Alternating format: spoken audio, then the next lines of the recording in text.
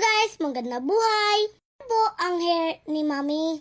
Medyo red and dry na. Kaya naisipin namin, kulayan ang hair ni Mami. Ayan na po, nagsisimula na si Mami. Mahaba at makapal po ang buhok ni Mami.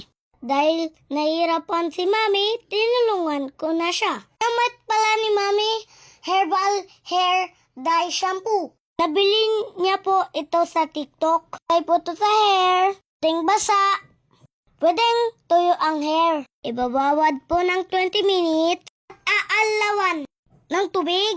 Color black pala yung pinili ni Mami. Bawal po kasi ang ibang color ang hair sa work niya.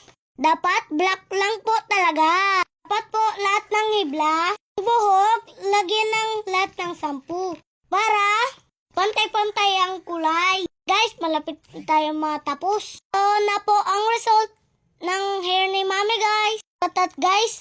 Black and shiny na, guys. Nakadagdag po ang straight sa hair ni Mami. Yung shampoo ginamit natin, guys. Bukod sa naging black na po, lalong gumanda ang hair ni Mami. Tingnan nyo, guys, oh. O diba? Tingnan nyo, guys, oh. O diba? Straight na. Sobrang haba pa in black.